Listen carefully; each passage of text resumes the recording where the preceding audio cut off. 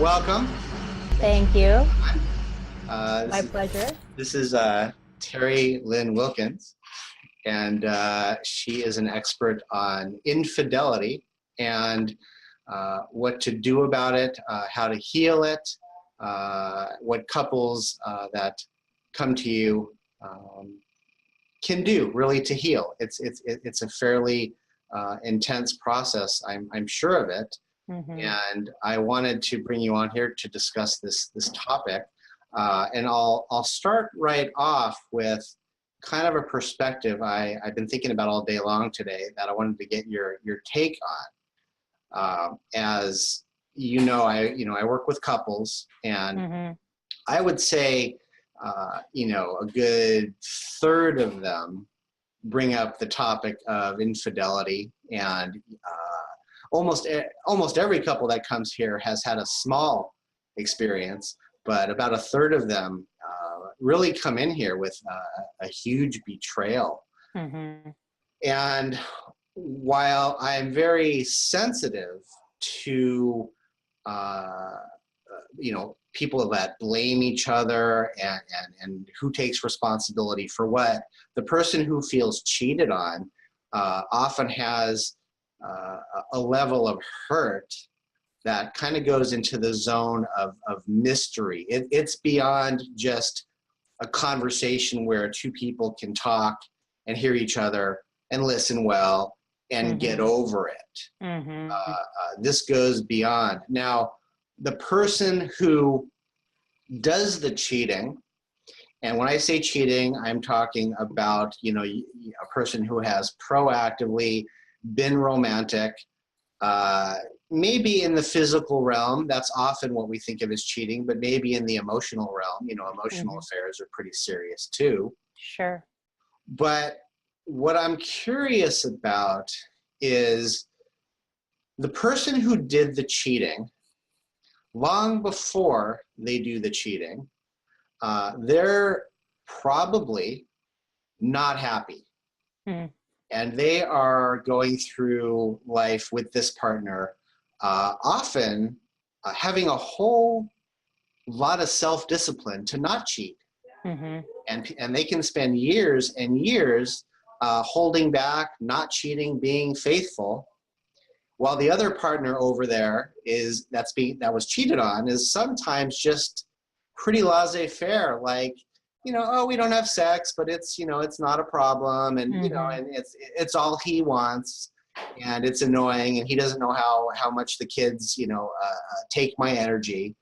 And she's like shocked when 13 years into the marriage he has an affair. She's like dumbfounded, like, I thought he was faithful to me no matter what, and even though we have sex 3 times a year, that is awful what he did.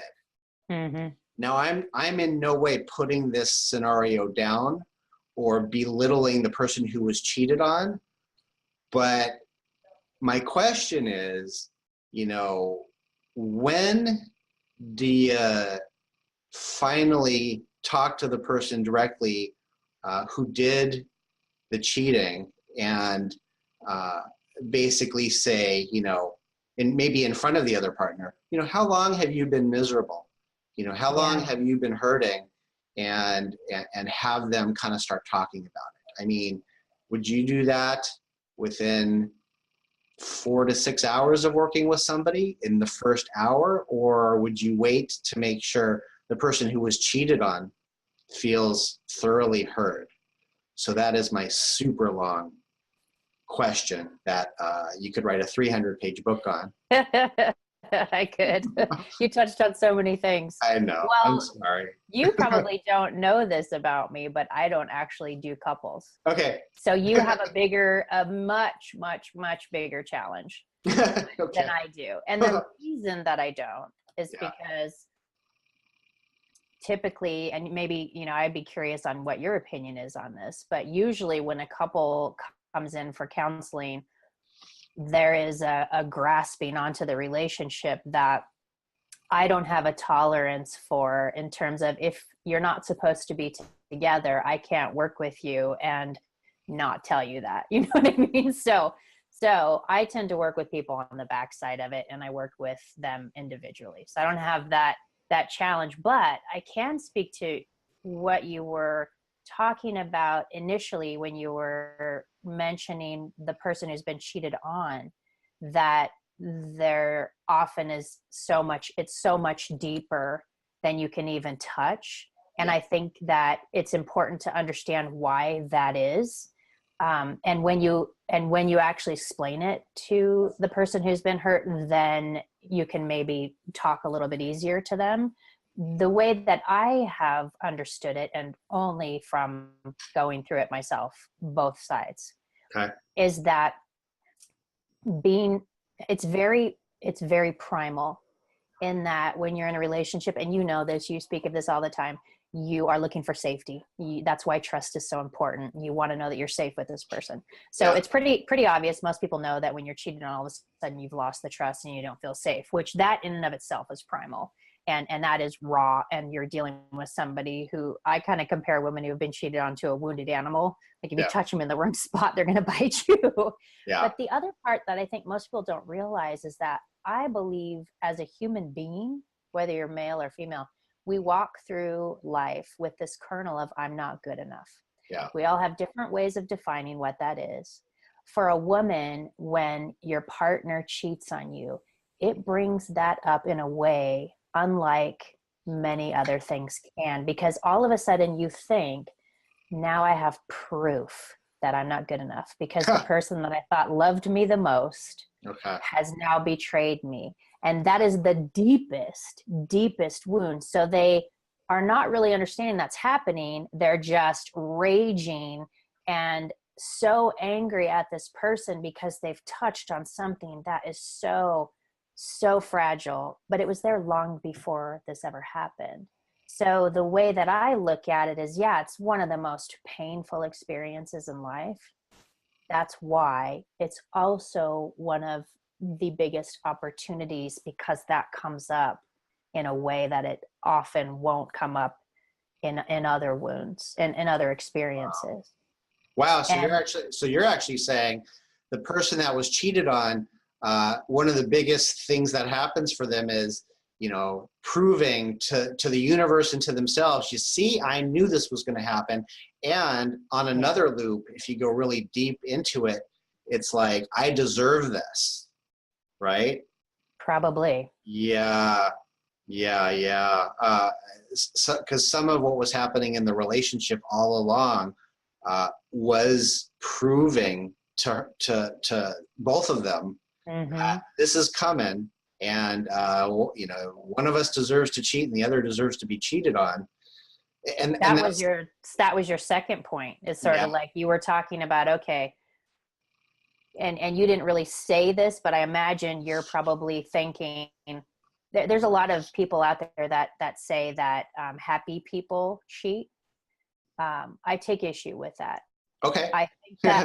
I think that our definition of happiness is what is kind of messed up here. There's a difference between feeling safe and complacent and maybe like best friendly with a person versus being happy. Okay. So when someone says that happy people cheat, I totally disagree with that. I do not believe happy people cheat. So I always think there's something going on in the relationship, and the way that and this is where I can sometimes piss women off, because if I allow them to go down the road of, I didn't see it coming, I was completely surprised, I had no idea, then really that leaves you powerless. It means that whether you stay with this guy or you go into another relationship, you'll never know. It could happen again, and you just never know. And I don't believe that to be true. You may not have known that cheating was going on, but I think we all know when something is off. You may have not believed that your husband or your partner would actually take it so far as to cheat, but you did know that something was not working there. And I think it's important to own that, because then it gives you the power to say, okay, I was ignoring something, and I didn't think it would end in this, and it did, and that sucks. But now I know that I wasn't listening to my intuition, or I wasn't paying attention to something that really needed to be paid attention to. And that's change versus it just happened. I had no idea. And there's nowhere to go with that. And Yeah. I don't even believe it to be true. Yeah. You know, the perspective I come from a lot is if you're not acknowledging what's really happening in a relationship, there's one reason I put almost at the top. Acknowledging it and bringing it out into a conversation means that you might lose the relationship. Exactly. Yeah, that's the biggest fear in getting honest. So by the time people get in here with me, they're not like, you know, wanting to learn some relationship skills to communicate better. They've actually hit the level of pain that makes them know they have to either change and actually learn to tell the truth, right, or just leave the relationship. And unfortunately, I would say 3% of the couples that come to me want proactive growth in their relationship. 97% are hitting the wall of pain that they finally have to start telling the truth. right. So a question I have for you is, if there was a moment where you could ask the following question, this might be a little too direct, this question I have in my head, but I'm going to say it. How would you change the question? If you want to ask your partner if they're cheating, obviously the whole thing is based on secrecy and the fact that they've been hiding it. But if you wanted to ask the question, let me phrase it how I might say it. You know, if I said to a woman, are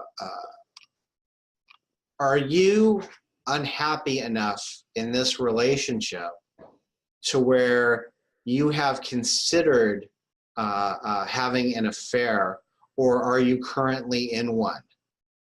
Right? Are you talking about you're in a therapy session with your couples and you're asking this question to determine if there's cheating, or are you one of the couple, one of the partners? I'm kind of both. I'm just saying, if I was a partner that suspected that really we're so unhappy.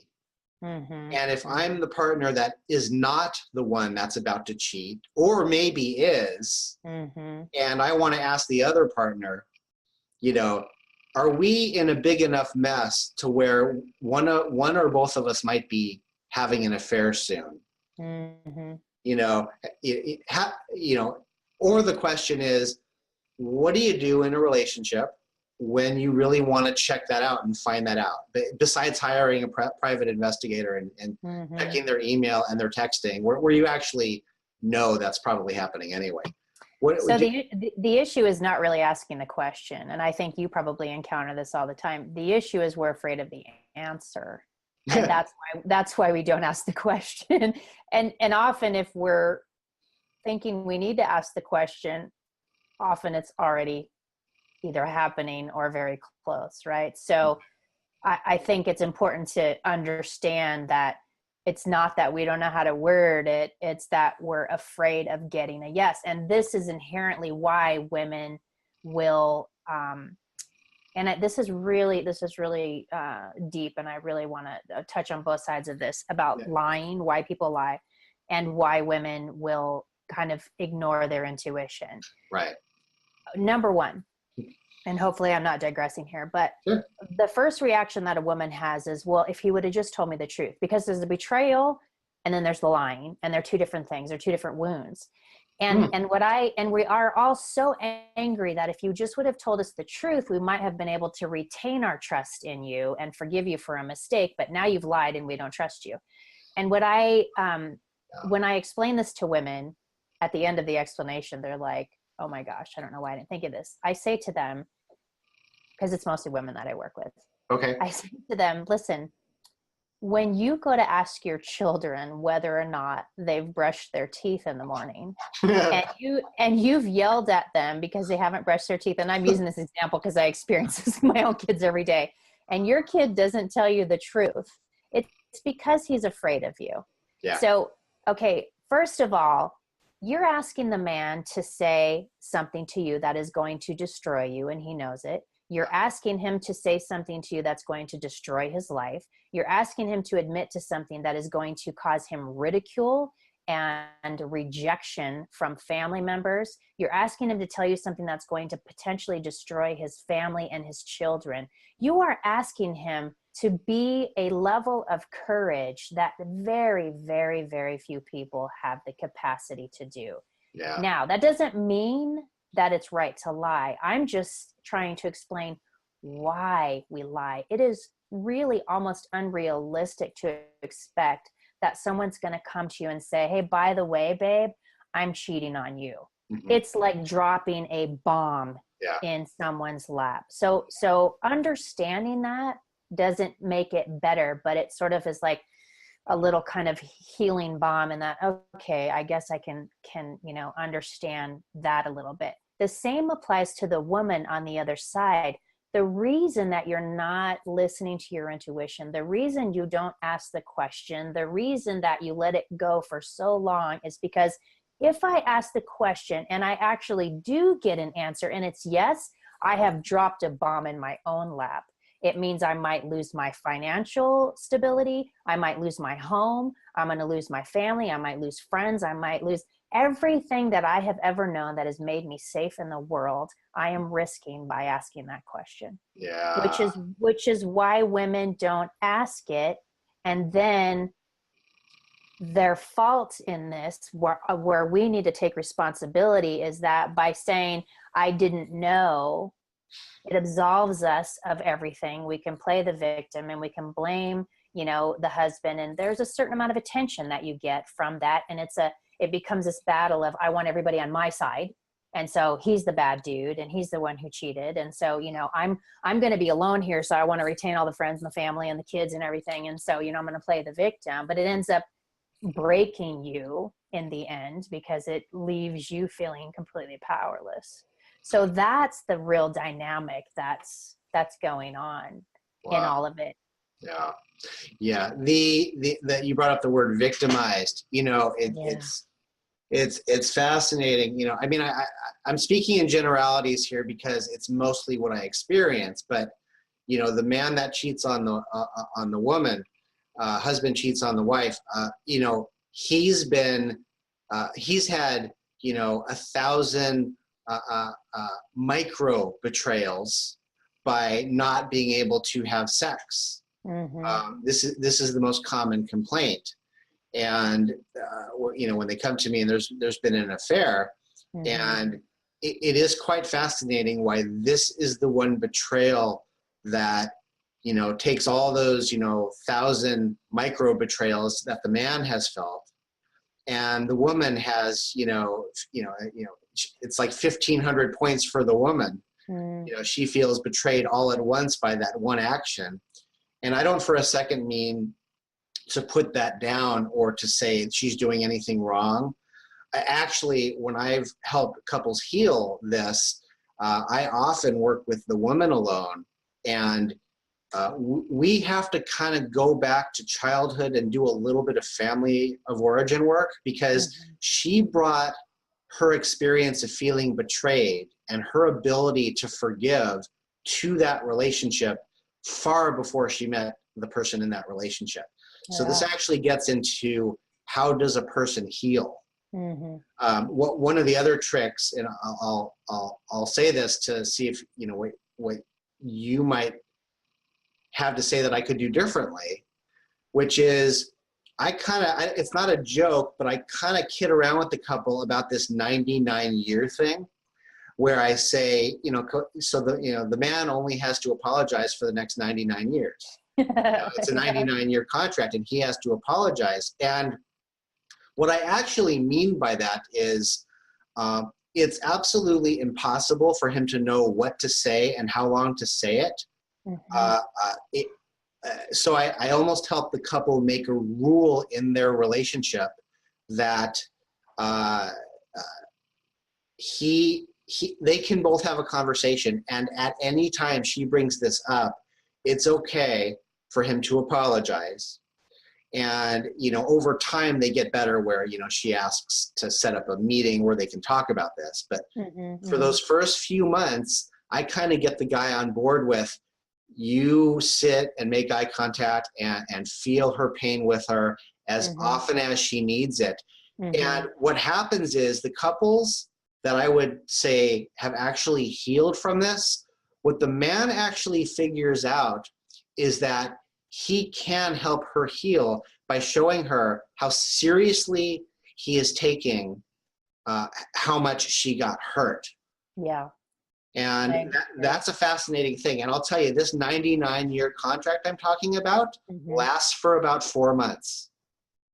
I think it's beautiful, actually. And what you're really doing is basically telling him, listen, like what happens is he already had a wound, right? But he wasn't able to express it to her. So she wasn't quite aware of just how deep it was.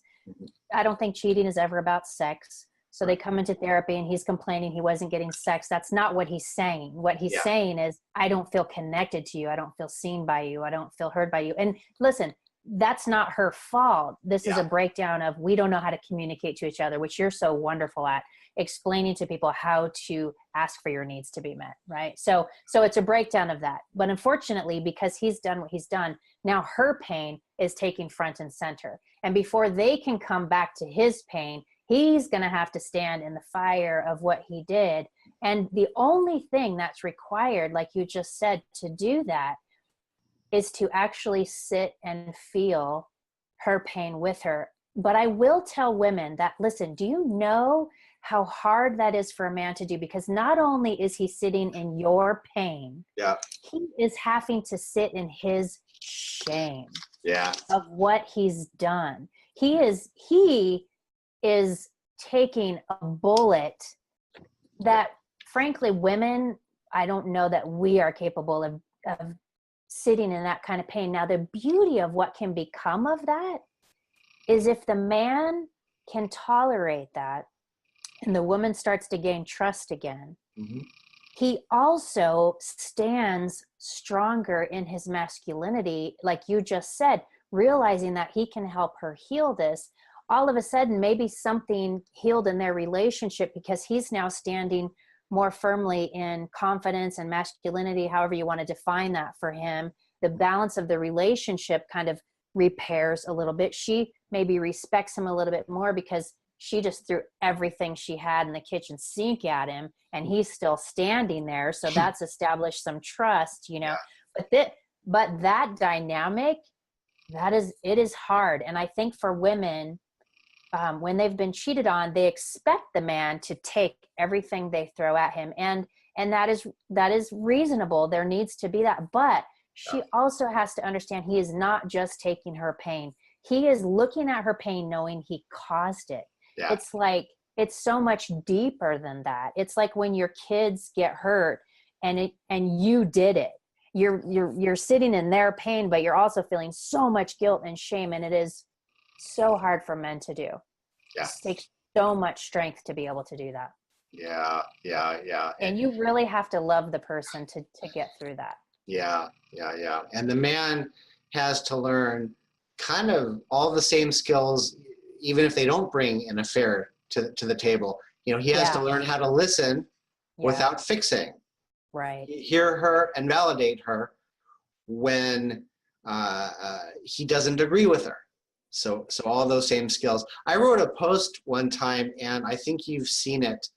It was a graphic, and it was the difference between when a man cheats and when a woman cheats. And it was a while back. And a man may cheat for a couple reasons that I don't think women usually have. A man may cheat just because of his nature being so sexual and wanting a sexual outlet. I'm not saying it's any better. It's often just as damaging to the woman. But I know from working with the couples that what is far more threatening than a man sleeping with a prostitute or getting a massage is a man that has lunch once a week with a woman at his work, and they're building real intimacy. That is the difficult, that's the nightmare. So when women cheat and they come in here, I actually, in some ways, I know that there's this one reason, and it's because usually they are absolutely unsatisfied with the whole of the intimacy in the relationship. Mm-hmm. So I know there's a very small percentage of women who, just want to cheat because they're dying to, have another man's body. It's often more serious than that. Mm-hmm. Is that, you said you work more with women. Are you in agreement with what I'm saying? I actually, yes and no. Okay. I genuinely believe that nobody cheats for sex. I don't. I think we misinterpret Okay. sex and connection. Okay. I think that someone is always seeking connection. Okay. And often we use sex to sort of get an artificial part of that, but there's nothing that matches like real connection with sex. Like that's a whole different level. Okay. And so for women, I think the reason men probably cheat more, or at least used to cheat more, I don't know how, I think it's getting a little more even now, but I think men just find it easier to connect through sex because they're not as able to express their emotional needs verbally. Yeah. And so that's just an easier avenue for them, which is, in my opinion, why it's more prevalent. Women tend to like seek connection, and they have other avenues to do it. They have friends, they have family, they have different ways to feel seen and heard. Mm-hmm. And I feel if a woman is cheating and she's saying it's just for sex, my philosophy is there's really only 5 reasons that people cheat, and it actually boils down to one. Huh. and that a woman will want to feel sexy and want to be seen as that, and a man does too, but all of those things boil down to not feeling good enough. It's that same sort of wound. Mm-hmm. It's just that women will use other things to make themselves feel good enough before sex. Men go to sex first because that's like it's a virile thing. They're going to instantly feel better about themselves because when you have sex with someone, it like makes you feel like a man. A woman, it's a little bit different experience. You're more vulnerable. You're receiving someone, and so it'd be easier for a woman to go buy a new pair of shoes or to go get her face done or her hair done to feel better about herself than to go be vulnerable and have sex with someone. So I think that they're all kind of dealing with the same wound, but the man just goes to sex faster than a woman will. Yes, we do. Yes, we do. Yeah. When you're talking to a woman and you're helping her heal this, obviously, since you're one-on-one, you would get into her history, maybe her childhood, maybe her parents, the meaning she gives the betrayal. So if you think about all kind of the overall, the clients you had over the years, how much does the woman moving on and healing have to do with how her partner responded to it? Yeah, really great questions. These are really deep, great questions. Yeah. So most of the women that I work with are already out of the relationship. That wasn't the plan when I started. That's just how it's worked out. Okay. My thought on that is sometimes you need to be a little bit past the rawness of it to be able to say, okay, what was actually going on here? I don't have him to blame anymore and put everything off on. So, what happened? So in terms of kind of who gets over it, the women that I have worked with that are still in a relationship, there've been those. I just tend to have a bigger majority who are out. Mm-hmm. I try to explain, look, this is a long-term situation. Mm-hmm. You are not going to get over this in a few months. You're looking at 2 to 3 years, number one. Wow. Okay. I really believe to get to the full end of it. Wow. Because first of all, and that's if the relationship with the other person has ended. If it hasn't ended, you don't even begin until that has ended. You cannot begin to establish trust if your trust is continually breached. Every time it happens again, you start over. So until that is actually complete, and you have to have two people who are actually genuinely wanting to be in that relationship. If you have one, if the man is sort of like, yeah, I'm going to work on it only because I'm afraid to leave or I'm afraid of losing, that's not enough motivation. You really want to have to work on it. So if you have two people who are genuinely committed to looking at their part, you have to do what you suggested, which is sit in the pain. That's going to take probably 6 months, because that wound is so deep. Women, I mean, we will compare ourselves to the other woman. It brings up all of the things that we feel the most insecure about. And this is where it's kind of a mirror. If you are asking if the woman's fat, if you're asking if the other woman's better in bed, everything you ask about the other woman are the things you're most insecure about yourself, right? Okay. And so you have to go through that whole phase. Then once he's proven he can handle that, that's when you start actually rebuilding trust. And until you actually discover why it happened, you'll never feel totally safe in the relationship. If you don't uncover what he was unhappy about and why it really transpired and how, you'll just continue wondering and never fully trust. And that takes some time. That takes some unraveling. So that wasn't actually the answer to your question, but with couples, I feel like that's sort of the recipe. And then with women, the ones, because there's a huge difference between the women who get over it and the women who don't. The majority of women don't. What happens, and this is why I ended up changing my specialty to this, because it just broke my heart. It was like, there's no reason why you have to die broken and bitter. You'll see a lot of women say, I survived infidelity. The second someone says I survived it, they're not over it yet. Unless you can get something sort of like you actually look back and go, wow, and it sounds crazy, but I'm kind of glad that happened. Yeah. It's like anything in life, until you get to that point, it's still wounding you. So there's a way bigger percentage of women that don't ever get over it. They just endure it and survive it, but they're still hurt by it. The women who actually thrive from it, the women who thrive from it, the only thing, because I thought a lot about this, the only thing that they maybe possess more than the woman who doesn't is a little courage to look a little deeper. I mean, Maya Angelou says courage is, the most important of all the virtues, because without it, you can't practice the other ones. I look at all the clients that I've helped, and it's the women who are like, okay, this is really freaking hard to hear. And I really don't want to know this about myself, but I want to grow. I want better for myself. I want to be more of who I am. And the beauty of that, when they can muster the courage to kind of look at the weak parts, what I say is, you don't find your strength by denying your weakness. You actually find your strength by looking at your weakness. Like, that is where your strength lies. And often these conversations that I have with women are not so much about coaching. It's more about me knowing that they are at once broken and completely fucking powerful at the same time.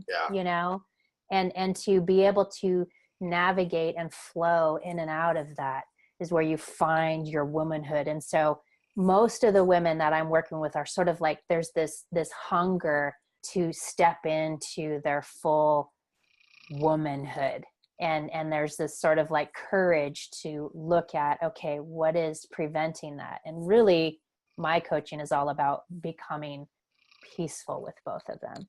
Like, if you're no longer resisting your weakness, that's when you're standing in strength. If you're okay with your weakness, if you're okay saying, you know what, I am a bitch sometimes. You know what, I am psychotic once a month. You know what, I am insecure as hell about, there's just like some freedom in telling the truth, which is why I resonate so much with how you coach.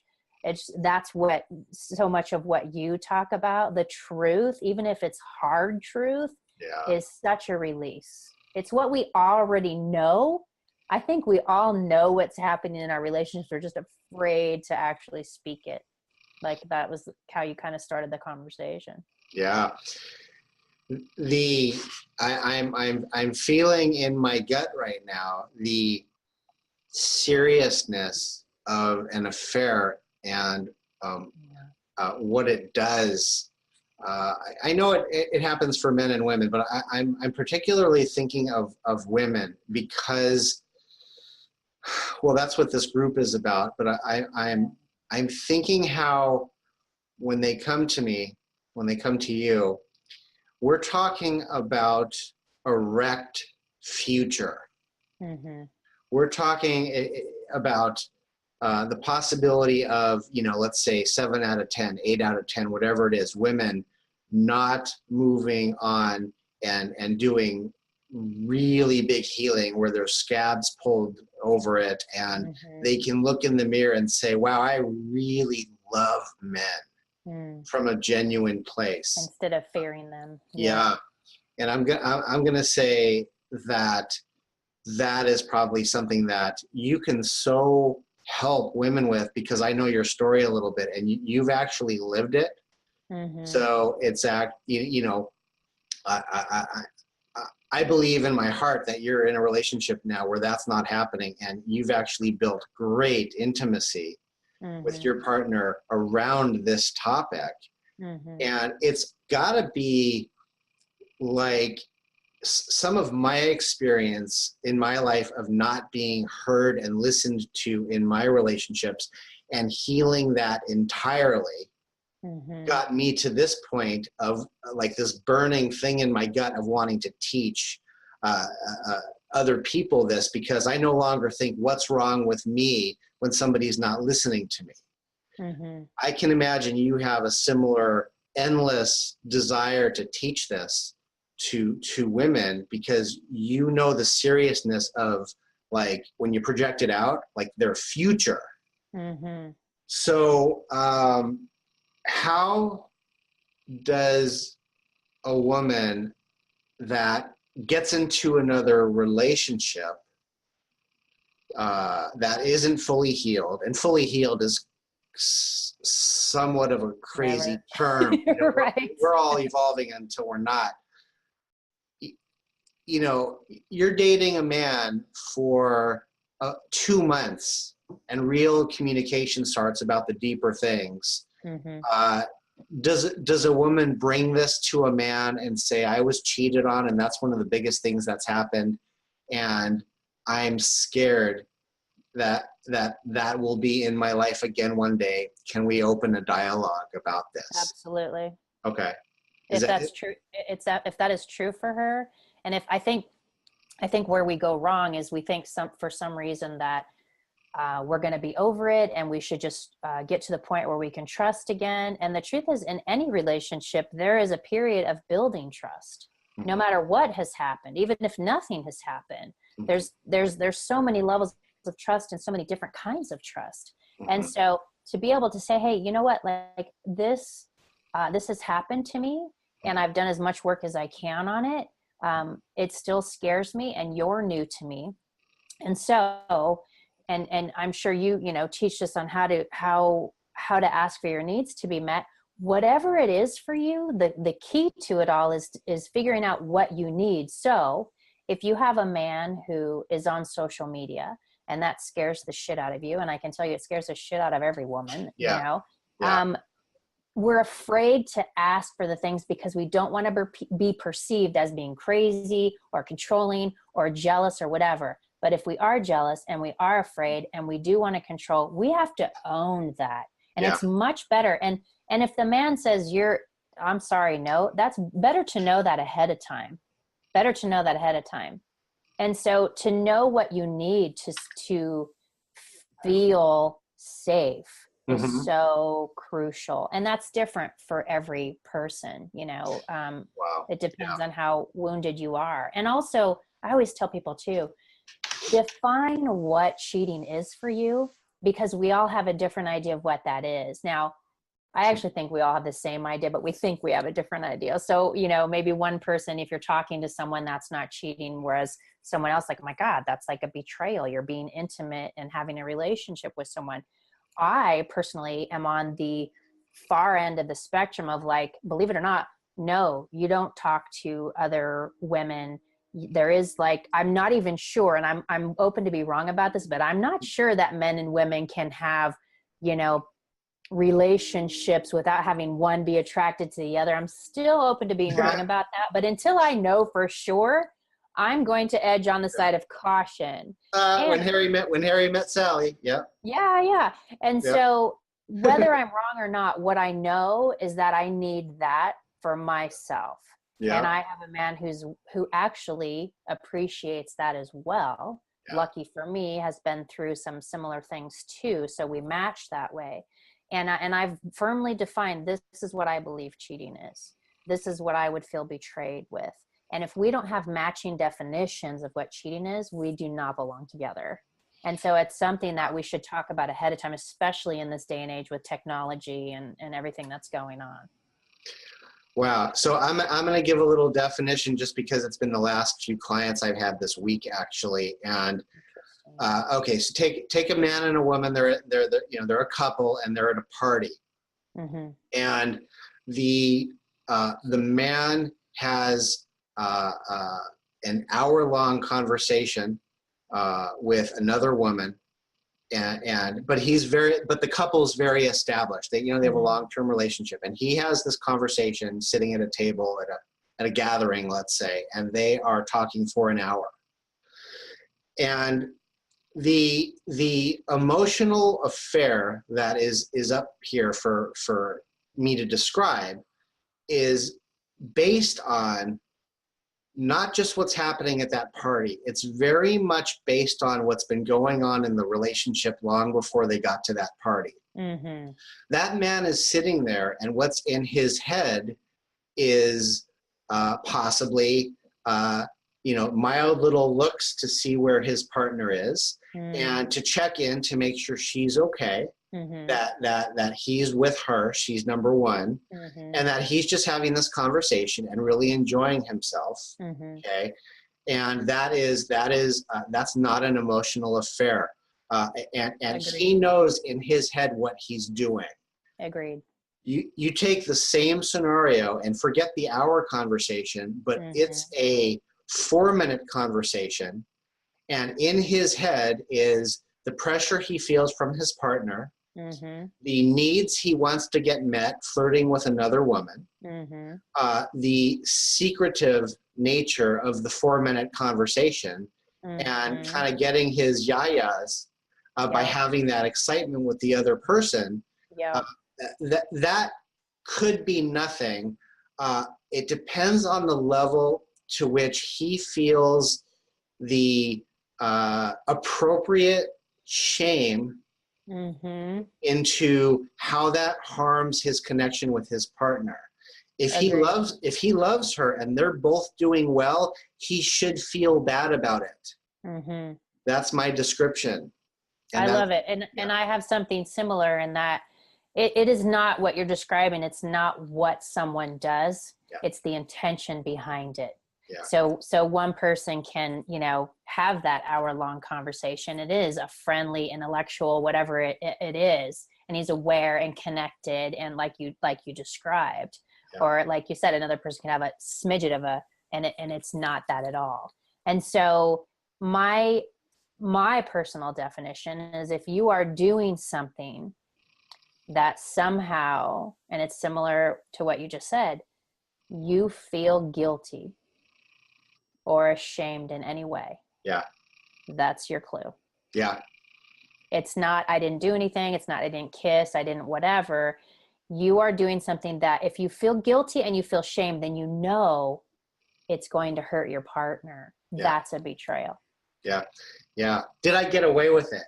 Did I get away with it? Did I get my little excitement separate from my partner? So that brings me, I wrote a question down here. Does a woman at some point ask a man if he's ever cheated on somebody? That's a good question. And it's loaded because Yeah. for me personally, I've been on both sides, right? Yeah. I know myself well enough to know I would never do that again. And I say that because number one, I know why I did it now. Mm-hmm. I wasn't paying attention and didn't know.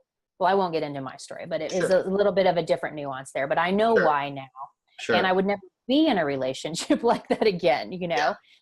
Also, I value, I have 2 children. It destroyed everything in my life. Mm-hmm. I would never want to go through that again. Mm-hmm. And I Mm-hmm. feel like I have the skills now to be able to recognize that something is wrong here and to ask for my needs to be met and to give the opportunity for the relationship to break up rather than have that happen. Mm-hmm. Now, so for me, somebody could ask me that question again and I could answer that without any problem and feel very firm. Are you ever certain about anything in life? Maybe not, but I feel pretty damn certain about that, Yeah. So Mm-hmm. if you're asking someone and you're not going to believe their answer no matter what they say, it's Mm-hmm. kind of a pointless question. Yeah. So Sure. Sure. yeah, so that's why it kind of depends. Again, I always come back to what's your intention with what you're doing or saying or asking. What would be more true for a lot of women who want to ask that question, Mm-hmm. what would actually be probably more helpful is to say, you know what, I've been cheated on, and I fear being cheated on again. I would maybe like to know if you've cheated before. Mm-hmm. Uh, and I'm going to judge you for Mm-hmm. that and trust you less if you Mm-hmm. have. Mm-hmm.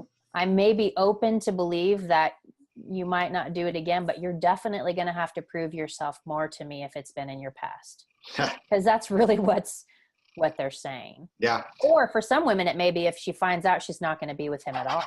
Mm-hmm. Then actually that question should be asked. Because if she doesn't ask it and she's in the relationship, it's going to blow up, Yeah. Yeah.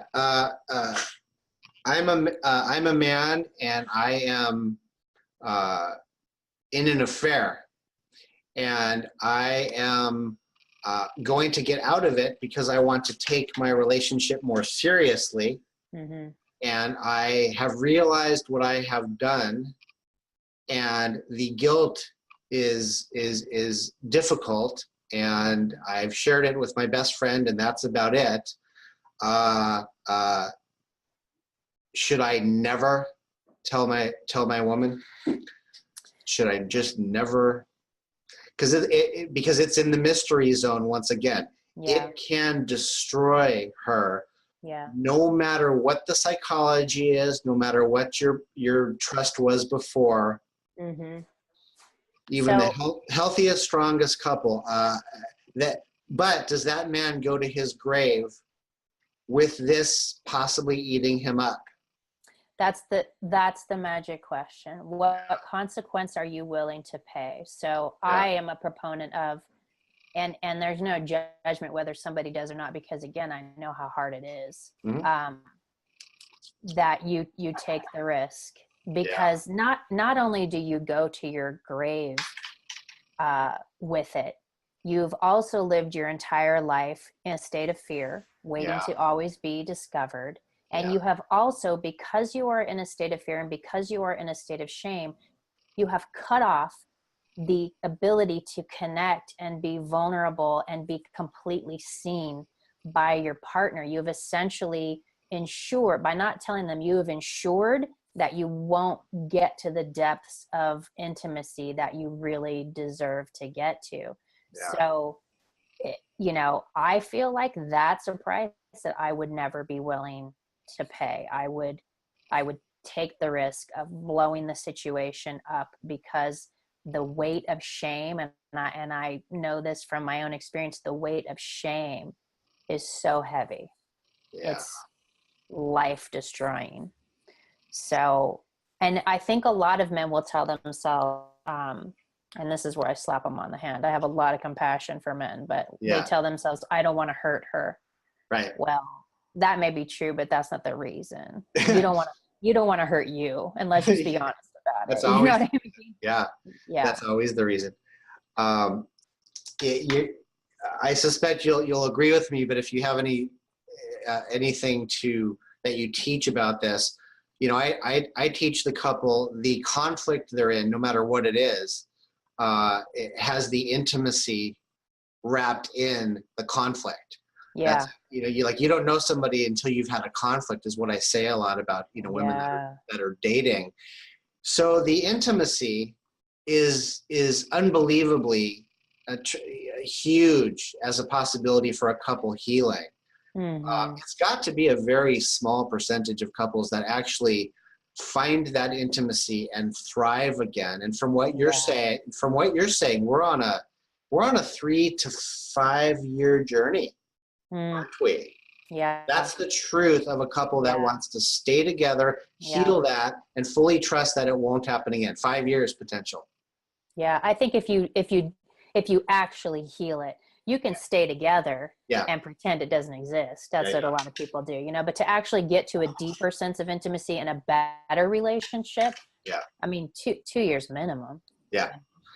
Does the other woman who was part of the affair, does she always have to be eliminated as a friend?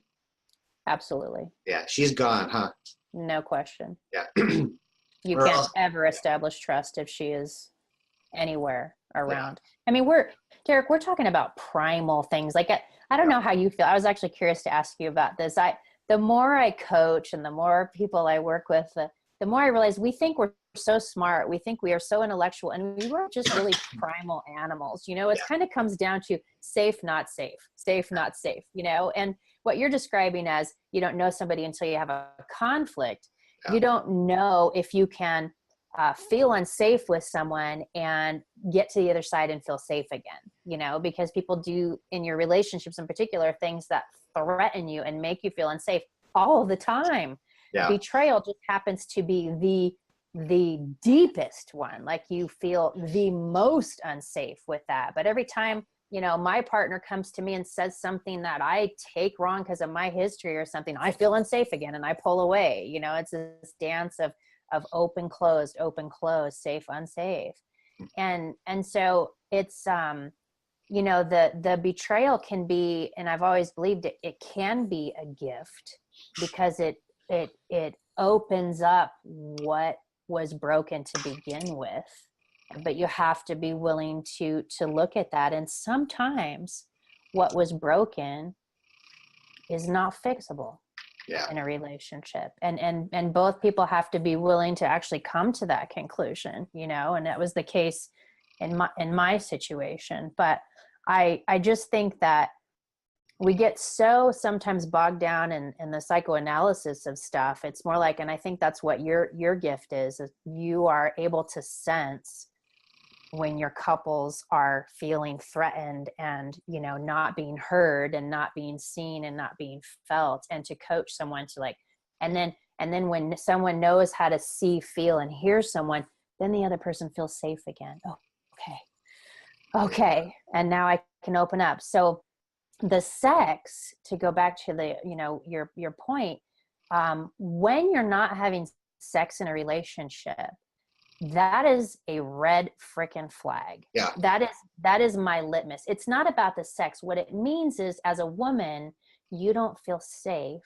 And there's other things that play into it. Of course, our body image and all of that stuff. Yeah. And I'm not minimizing that. I mean, I am no expert and I'm dealing with that shit myself and probably will be for a long time. But if the sex has gone in your relationship, something's wrong. And that should be a red flag. It means that you no longer feel safe. You're no longer wanting to connect. You're no longer, because that can be a way, sex can actually be a way to reestablish connection with someone when done correctly. And so the sad part and the tough part about when somebody has a betrayal is, well, that takes that off the table, even though some couples I have seen will start having sex right after there's been an infidelity. It's not because it's connection. It's more like the woman's trying to reclaim her property. And, it's more like a grasping, possessive thing than a connection thing. And sometimes there's a place for that too. But if the man can just be gentle and know that, listen, you might have to go without for a while now, because this is the woman's deepest wound. She wasn't, you just told her, and he's not telling her, this is her own shit, but she now believes she's not good enough for you. Yeah. And so like, that is just something that is so deep. She's not sexy enough, that like our mind goes to whatever, she's smarter than I am, her boobs are bigger, whatever, or, you know, like I said, our insecurities are. And it takes so much time for us to trust you again and to be vulnerable enough to receive you. Yeah. It's a big deal. Yeah. It's a big deal. In terms of preventing affairs, you brought up the topic of a couple, not having sex.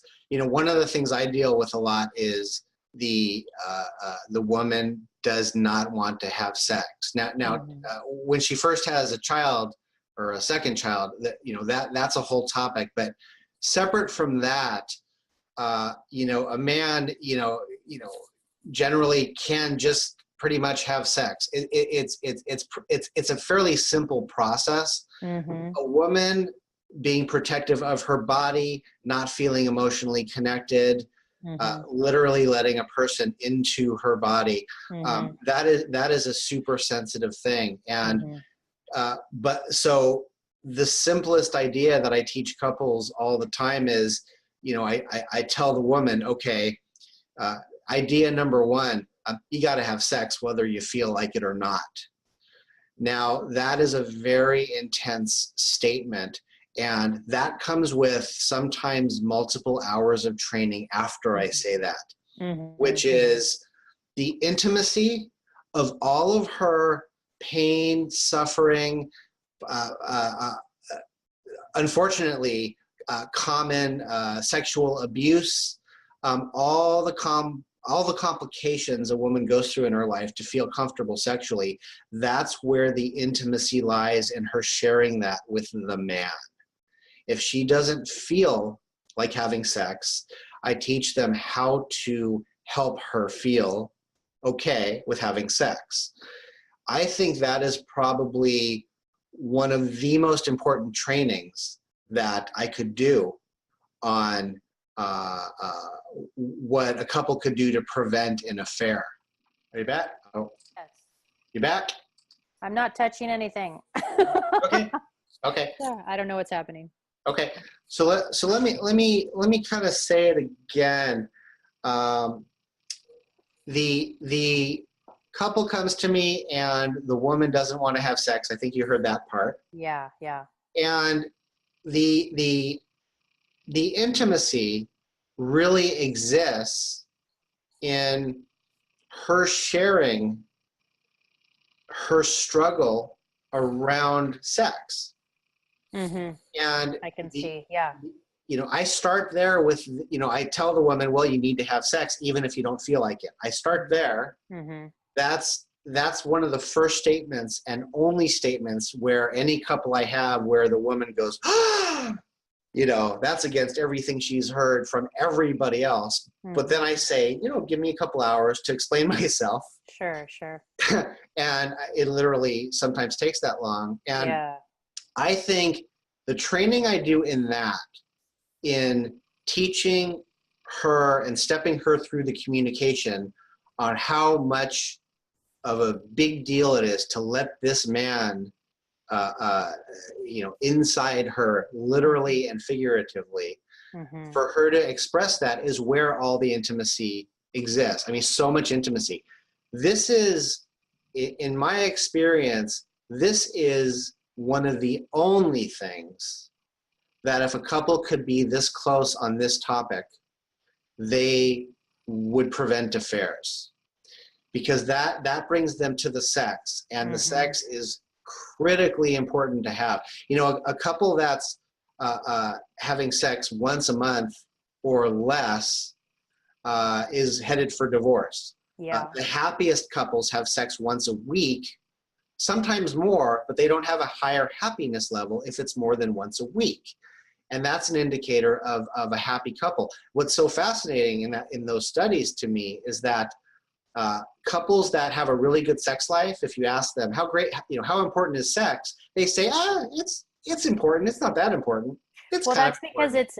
I think It's working. I get so like upset with some of the surveys, especially when it comes to infidelity, because Yeah. they don't ask the right questions. Right. It's not the sex that is keeping a couple together. Right. It's the fact that their connection is one of such quality that they are having sex as a byproduct of that connection. Right. And that's why it's so important. And that's why if you're not having sex, it's a red flag that you've lost or never maybe even had Yeah. the deep connection that makes you want to connect with your partner that way. And it's interesting. I commend you for being able to coach a woman that way. It's sort of like getting to it, like it's like getting straight to it. I don't have that skill. I don't know enough about, well, first of all, not working with couples, but to coach a woman through that. I still have hangups about my own body and stuff like that. I know but I do know what it is to have connection and not have connection. And I don't have sex if the connection is not there. I sort of demand that we're both in that state. And that's what sort of helps us be there, because I can just feel it. I don't know how to sometimes articulate it. Yeah. So I think it's lovely if you can teach someone, to just dive into the fire that way and find it through the discomfort of that. That's sort of maybe a different way of just, attacking the problem like straight on. But I think it's important to know it's not the sex. What you're basically teaching is how to establish a connection kind of through sex. Yeah. And you're right. So much of women and our issues are, stuff that has happened to us, or even how we perceive ourselves. And it's it's when we are at our most vulnerable. Yeah.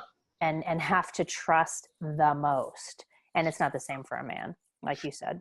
It's totally different. At the end of this teaching I do with them, if it's successful, the woman will know the importance of sex for a man, and how it seems like the upfront instant gratification nature of sex might seem shallow, but ultimately having sex is what makes him feel loved, supported, connected to. It's the whole experience.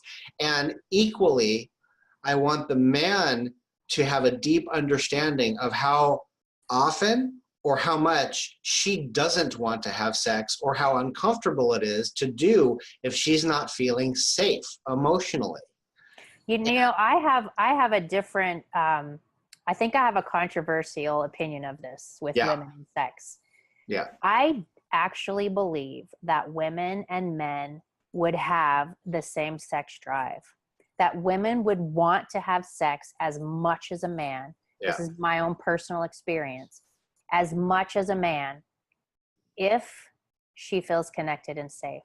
Yeah. When a woman feels connected and safe, the problem is not that we don't have the same sex drive. I think the problem is that we just feel so unseen, so unheard, so unsafe that we can't ever get in touch with our sex drive because we're guarded all the time. Yeah. But when a woman is connected and that relationship is rich, and it's, like I said before, genuinely happy, not just like complacent and safe, basic, then they're going to want that just as much. Yeah. That's my experience. Yeah.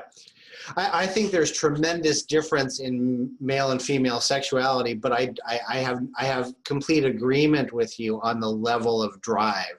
Yeah. If safety's happened. Now, I actually, as a man, I don't feel comfortable having sex if I am emotionally off. So I've been in the reverse scenario. Yeah. Where the woman's wanted sex just to have the physicality of it, and I'm more in my heart. I don't know about more in my heart. I just don't feel comfortable. My body shuts down because I'm fairly in touch with what's going on emotionally. Mm-hmm. But I know from all the couples, the opposite is usually true. Mm-hmm. So I want to say to there's a couple people on here to raise their hand and click if they have a question. If they want to actually come on screen, I'll give them a second to register. We have a couple people on to see if there's any last questions. And where can people find you that have had this happen in their life or that want to learn more about it? How do they find you? That's a loaded question. You know, my website blew up. Okay, that's why. It's been a year now, if you can believe that. I remember okay. I hired somebody and then I had to fire them. They can find me on Facebook. That's the easiest place to find me. But yeah, I feel very illegitimate without my website. Okay. So okay. Phone number? Email probably is great. Phone number is too, but email is easier for me to answer. But 303-808-2902. Email is terrylynn@terrylynnwilkins.com. Okay, great. And you can find me at understandeachother.com. If you see this and you want to find Terry, send me an email on that. She's a specialist in what happens with a couple that has had an affair, and specifically she works with women most of the time on the issues that go on with them and how to heal this and what to do and how to move forward in that difficult experience. And I don't see anybody raising their hand. So that's not uncommon with this topic. Let me make sure there's no Q&As. And do you have any last minute ideas or last thoughts on what we talked about, or anything to correct me on? Or no, I think you're right on track, and I love that you have the ability to kind of come at it from a different place. I would love to have that skill as well, because it might be a faster, more effective way of getting there. Interesting. Let's do this again. Yeah, I'd love to. All right. Thanks for coming on, Terry. You bet, Derek. Good to talk to you. Take care. Bye-bye. Bye-bye.